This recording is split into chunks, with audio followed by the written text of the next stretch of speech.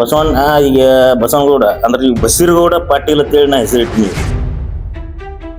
ಢೋಂಗಿವ ಬಸೀರಗೌಡ ಪಾಟೀಲ ಸನಾತನ ಧರ್ಮೀಯರಷ್ಟೇ ಚಾಮುಂಡಿ ದೇವಿಗೆ ಪೂಜೆ ಮಾಡ್ತಾರ, ದಲಿತರಿಗೆ ಸಹ ಅವಕಾಶ ಇಲ್ಲ ಅಂತೇಳಿ ಹೇಳಿಕೆ ಕೊಟ್ಟಿದ್ದಾನ. ಮೊದಲ ಈ ಬಸವನಗೌಡಗೆ ಏನು ಗೊತ್ತಿಲ್ಲಪ್ಪ ಅಂತಂದ್ರ ಸನಾತನ ಧರ್ಮ ಅಂದ್ರೆ ಏನು, ಸನಾತನಿಗಳಂದ್ರ ಯಾರು, ಸನಾತನ ಧರ್ಮದಲ್ಲಿ ಬಸವನಗೌಡರಿಗೆ ಸ್ಥಾನ ಏನು. ಆಮೇಲೆ ಸನಾತನಿಗಳಿಗೆ ಬಾಬಾ ಸಾಹೇಬ್ ಅಂಬೇಡ್ಕರ್ ಅವರು ರೀಡರ್ಸ್ ಆಫ್ ಹಿಂದೂಯಿಸಂ ಓದ್ಲಿ ಬಸವನಗೌಡ, ಅದ್ರ ಕೇಳ್ತಾರ ಸನಾತನ ಧರ್ಮ ಅಂದ್ರೆ ಬಾಳ ಹಳೆಯದು ಅಂತೇಳಿ. ಅದಕ್ಕೆ ಅರ್ಥ ಇಲ್ಲ. ಒಬ್ಬ ಹಿಂದೂ ಯಾಕೆ ಜನ ಅನ್ನೋದು ಪ್ರಶ್ನೆ ಬರ್ತದೆ. ಕ್ರೈಸ್ತ ಹೇಳ್ತಾನ ನಾ ಯೇಸು ಕ್ರಿಸ್ತನ ನೆನಿತೀನಿ, ಅವ್ನು ಪೂಜೆ ಮಾಡ್ತೀನಿ, ನನ್ನ ಆರಾಧ್ಯ ದೈವದನ್ನ ನಾ ಕ್ರೈಸ್ತನಿದ್ದೀನಿ. ಇಸ್ಲಾಂದವರು ಹೇಳ್ತಾರೆ ನಾ ಇಸ್ಲಾಂ, ನಾನು ಅಲ್ಲಾಹನನ್ನ ಪೂಜೆ ಮಾಡ್ತೀನಿ, ಆರಾಧಿಸ್ತೀನಿ, ಅದಕ್ಕೆ ನಾ ಮುಸ್ಲಿಂ ಆಗಿದ್ದೀನಿ. ಸಿಖ್ರು ಹೇಳ್ತಾರೆ ಗುರುನಾನಕರನ್ನ, ಬೌದ್ಧರು ಹೇಳ್ತಾರೆ ಭಗವಾನ್ ಬುದ್ಧರನ್ನ, ಜೈನರು ಹೇಳ್ತಾರೆ ಮಹಾವೀರ ತೀರ್ಥಂಕರನ್ನ. ಹಿಂದೂ ಧರ್ಮದಲ್ಲಿ ಯಾರು ಹೇಳ್ತೀರಿ? ಬಸವಣ್ಣ ಈಗ ಬಸವನಗೌಡ ಅಂದ್ರೆ ಈಗ ಬಸೀರಗೌಡ ಪಾಟೀಲ್ ಅಂತೇಳಿ ನಾ ಹೆಸರಿಟ್ಟಿನಿ.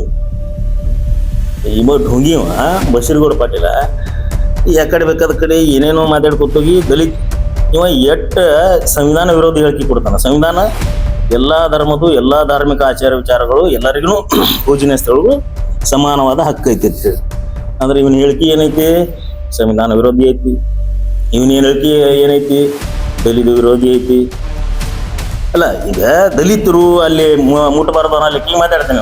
ಅಂದ್ರೆ ಅನ್ಟಚಬಿಲಿಟಿ ಆಚರಣೆ ಮಾಡಿದಂಗ ಆರ್ಟಿಕಲ್ 17 ಪ್ರಕಾರ ಅಸ್ಪೃಶ್ಯತೆ ಆಚರಣೆ ಮಾಡಬಾರ್ದು ಐತಿ. ಅದ್ರ ವಿರುದ್ಧವಾಗಿ ಹೇಳ್ತಾನೆ. ಅಂದ್ರೆ ನಾವು ಅಷ್ಟು ಕೀಳಿದ್ದೇವೆ ಅಂತ ಹೇಳಿ. ಆದ್ರೆ ಇಲ್ಲೊಂದು ನಂಜುಂಡ ಸ್ವಾಮಿ IPS ಇವರು ಒಲೆಯ ಮಾದಿಗರು ರಾಜರು ಅಂತೇಳಿ ಬರ್ತಾರೆ. ಒಲೆಯ ಮಾದಿಗರು ರಾಜರು, ಒಲೆಯ ಮಾದಿಗರು ರಾಜರಂದ್ರೆ ಬಸವನಗೌಡ್ರಿಗೆ ಏನಪ್ಪಾ ಅಂತಂದ್ರೆ ಇವರು ರಾಜರ ವಂಶಸ್ಥರು. ಇದ್ರ ಬಾಳ ಹೆಚ್ಚಿಗೆ ಶಬ್ದ ಯೂಸ್ ಮಾಡ್ಲಿಕ್ಕೆ ಹೋಗಲ್ಲ. ಇವರು ತಿಳ್ಕೋಬೇಕು, ಈ ಒಲೆಯ ಮಾದಿಗರು ರಾಜರು, ಇವರು ಈ ರಾಜರ ವಂಶಸ್ಥರು. ಅದನ್ನು ಬಿಟ್ಟು ಇವರು ಈಗೇನು ಸನಾತನಿಗಳ ಅಟ್ಟೆ ಪೂಜೆ ಮಾಡ್ಬೇಕು ಅಂತ.